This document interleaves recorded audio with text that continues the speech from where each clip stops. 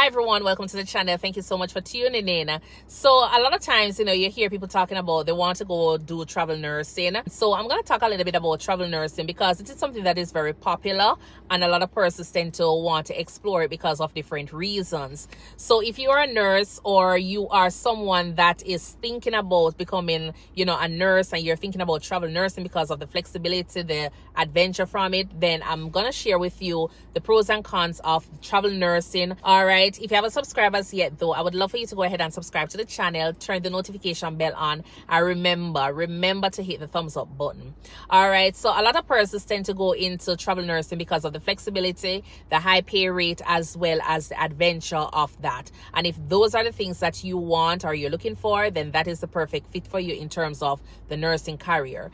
So I am a nurse and I've been working as a nurse for over 12 years. I've done travel nursing and I love it. I do enjoy it, but I'm gonna share with you a little bit more so that way you can make the right decision when you are choosing to become a nurse. So travel nursing is becoming very, very popular. There is a high demand for it because of nursing shortages, and everywhere you go you hear people talk about they're not permanent anymore or they are a travel nurse. So I am going to share with you a few things about travel nursing.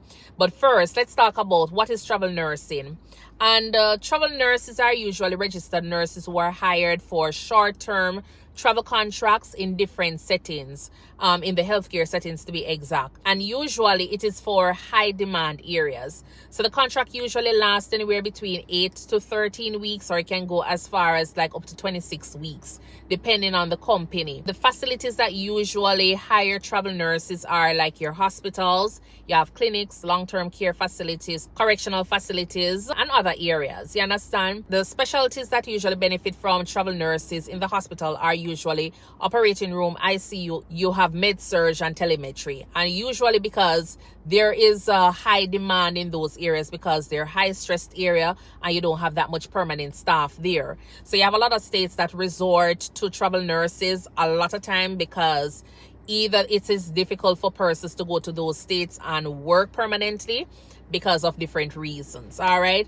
In order for you to become a travel nurse, the requirements are very basic. You just have to have your education in terms of you have to be a nurse. You have to have your RN license, your not an advanced degree, but you must have an associate degree or a bachelor's degree. A lot of times companies ask for 1 to 2 years of experience, which is very good. And I would encourage anybody to do so because you want it to be a case where when you get out there as a new nurse, you're comfortable.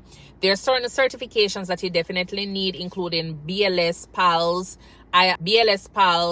TNCC or ACLS, and it depends on the area that you'll be working in. But some of these are just standard. BLS is very standard, and I think ALS and PALS are very standard for all nurses.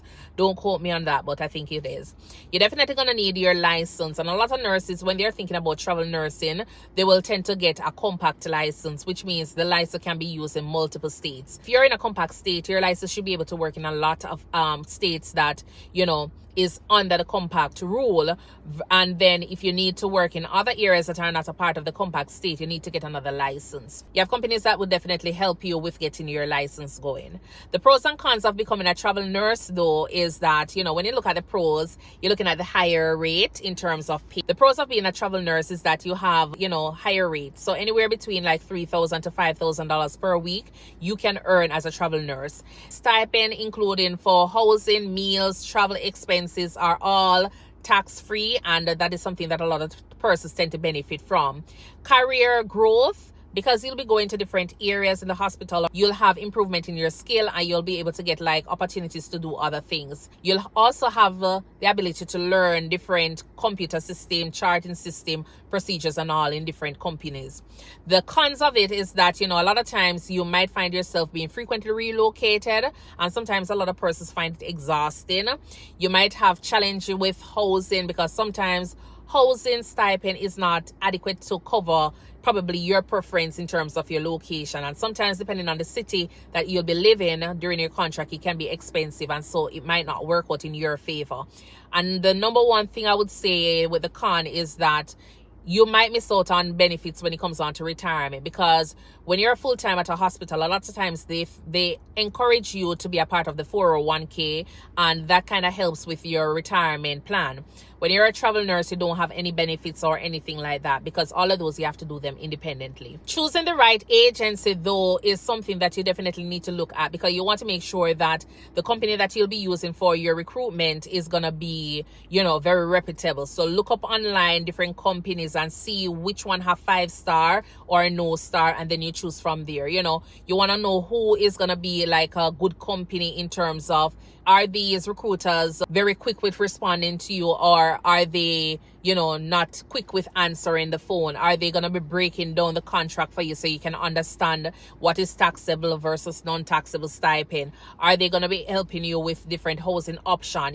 So all of those are things you definitely want to look at when you're looking at a travel agency to assist you with getting those jobs. You also want to find out whether or not the shifts that they have available are days or nights, or it's a mix, so all of those. But some of the red flags that you definitely need to watch with those companies are the cost that they'll be paying in certain area. They'll be paying low cost in some areas that are very high and very demanding. You want to also look at whether or not they try to hide away from your questions. You want to make sure that the persons that you are working with are always willingly available to help you. So the other question that you need to ask is, will you thrive as a nurse working as a travel nurse?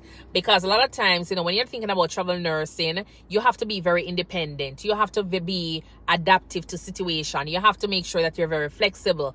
So if you're the kind of person that is opposite of these, then definitely travel nursing is not going to be for you. If you're the kind of person that always need a support system at hand, travel nursing is not going to be for you. You will have to be the kind of person that is able to adapt and change.